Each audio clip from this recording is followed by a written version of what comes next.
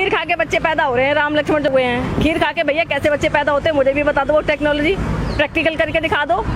हम नहीं बोलेंगे, हमें क्या दिक्कत है। आपको सच्ची रामायण से इसीलिए तो प्रॉब्लम है ना। आपके रामायण में मछलियों से बच्चे पैदा हो रहे हैं, हवा में उड़ने से बच्चे पैदा हो रहे हैं, औरत के बंदर पैदा हो रहा है। अबे क्या ड्रामा है कि मैं तो समझ में नहीं आता है। अब किसी अपने बच्चों को पढ़ाओगे, क्या पढ़ाओगे? शिवलिंग की आप पूजा करते हो, उसकी सच्चाई क्या है? अगर छोटी छोटी बच्ची 1948 में कि बाबरी मस्जिद में भगवान राम प्रकट हुए और उनकी मूर्ति वहां रख दी गई, और उसके बाद आपने देखा कि 6 दिसंबर 1992 को बाबरी मस्जिद, जैसे मुसलमान कहते हैं शहीद हुई, और हिंदू लोग कहते हैं कि हमने उसे ढा दिया कि कलंक के प्रतीक को हमने ढा दिया। उसके बाद ये मामला सुप्रीम कोर्ट चला। अब सुप्रीम कोर्ट में चला तो सुप्रीम कोर्ट का एक बड़ा विचित्र फैसला है, जो मैं तो यानी मैं कानून पढ़ता हूँ, अकल की बात सोचता हूँ, और कई बार मैं सत्य अन्वेषण करने की कोशिश करता हूँ। तो उस फैसले में 3 बातें बड़ी विचित्र लिखी गई कि पहली बात तो मूर्तियां वहां जबरदस्ती रखी गई, दूसरी ये कि मस्जिद को ढहाना जो एक आपराधिक कृत्य था, तीसरा ये है कि जो मस्जिद थी उसके नीचे कोई मंदिर नहीं था, और चौथी बात यह है कि जिन लोगों ने मस्जिद ढहाई उनको सजा मिलनी चाहिए। और ये 4 बात कहने के बाद बड़े 5 विद्वान जो न्यायाधीश थे उन्होंने कहा लेकिन यहाँ पर राम मंदिर बनना चाहिए क्योंकि ये जन आस्था का विषय है। तो इसका मतलब यह है कि सारी बातें जो है सुप्रीम कोर्ट ने जो न्यायिक अपने तराजू पर तोली वो सारी गलत निकली, लेकिन वो भी जो है उनके मन में भी एक तरह से एक हिंदुत्व हावी हो गया और उन्होंने कहा यह मंदिर बनना चाहिए। अब ये सवाल है कि हिंदुओं के बीच में ये मान्यता 70 साल में बैठाई गई है कि भगवान राम जो है जिस जगह पैदा हुए वह वही जगह है जहां बाबरी मस्जिद थी, जबकि आप अयोध्या जाएंगे तो वहां पर 17 ऐसी जगह हैं जहां के मंदिर ये दावा करते हैं कि ये भगवान राम का जन्म स्थल है।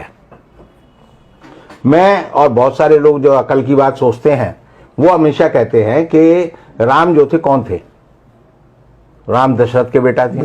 दशरथ कौन थे? दशरथ राजा थे। राजा का बेटा कहाँ पैदा हुआ? महल में पैदा हुआ। तो महल कहाँ था? जहाँ राम पैदा हुए वो महल होना चाहिए। अब उस महल को ढूंढने के लिए ही जो है बाबरी मस्जिद ढहाने का मामला किया गया, और जब उस जगह को अब मंदिर बनाने की बात शुरू की गई बड़े जोर शोर से, तो पता चल रहा है कि मंदिर की जो जमीन है उसके 200 फीट नीचे जो है रेत है, और रेत के नीचे सरयू बह रही है। इसका मतलब जो है अगर हम ये माने कि 5000 साल, क्योंकि मानवीय सभ्यता का इतिहास ये बताता है मोहनजोदड़ो और हड़प्पा की सभ्यता के बाद कि आदमी ने सबसे पहले मकान बनाना जो है मोहनजोदड़ो और हड़प्पा में सीखा, और उसी के प्रमाण और अवशेष हमें मिलते हैं। तो 5000 साल पहले वहां पर मंदिर हो सकता है या महल हो सकता है या नहीं हो सकता, ये इस बात को सिद्ध करता है कि जब मंदिर की खुदाई की गई तो वहां पर रेत मिली, और रेत के नीचे जो है सरयू नदी मिली। तो इसका मतलब ये हुआ कि वहां पर पहले कोई अयोध्या में कोई महल नहीं हो सकता, उस जगह पर रेत पे कोई महल नहीं बनाएगा। ये तो एक तरह से लोकोक्ति है कि रेत पे महल बनाना, तो वो नहीं हो सकता। और इसका मतलब यह है कि जो पूरा आडंबर 70 साल में खड़ा किया गया गलत है। अब सवाल यह है कि पोल खुल जाएगी। आपने जो कहा, और मैं भी मानता हूं कि जब भी कोई मंदिर बनता है, मस्जिद बनती है, कोई गुरुद्वारा बनता है, तो कार सेवा करते हैं लोग, उसमें सहयोग करते हैं, ईंट दर ईंट जो रखी जाती है जनता के सामने और जनता लगाती है।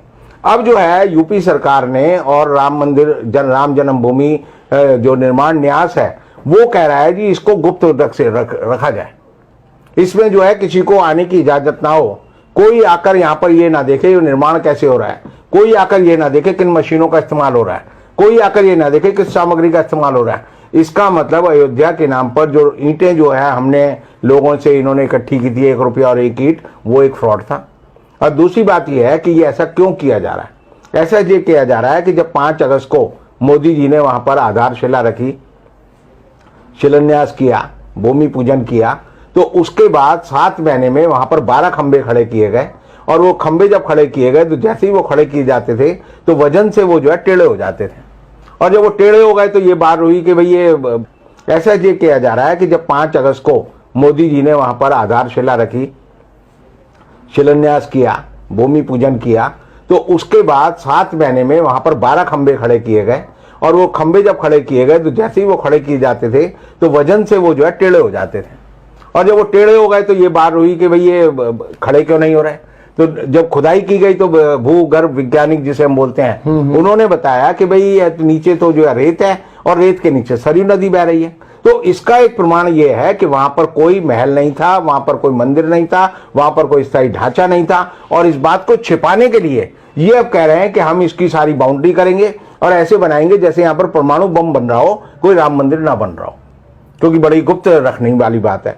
अब ये गुप्त रखने वाली बात जो है भाजपा के गले में और ये जो हिंदू महासभा है उसके गले में और ये जो ट्रस्ट के लोग हैं इनके गले में और आरएसएस के गले में एक पत्थर की तरह लटक गई है कि हम जो है किसी को घुसने नहीं देंगे, बताएंगे नहीं, क्योंकि अब ये जो है हिंदुस्तान के वैज्ञानिकों से और हिंदुस्तान की निर्माण कंपनियों की जगह जो है विदेशी कंपनियों का सहयोग लेकर एक ऐसा मंदिर बनाएंगे जो कि नदी पे बहता हुआ मंदिर हो या नदी की बालू पे बना हुआ मंदिर हो। और इसलिए उसको छिपाने के लिए कि ये जो है राम के नाम पे तो पत्थर तैर जाते थे।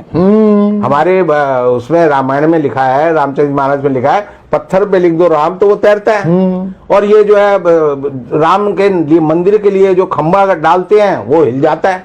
तो इसका मतलब ये जो है राम और जिसे हम कहते हैं विश्राम, दोनों में जो है एक तरह का द्वंद्व है और ये उसको छिपाने की कोशिश कर रहे हैं। और सबसे बड़ी बात यह है कि ये सिद्ध करता है कि हमारी सुप्रीम कोर्ट ने जो फैसला राम जन्मभूमि मंदिर पे दिया है वो झूठा था, बेकार था और बेईमानी का था।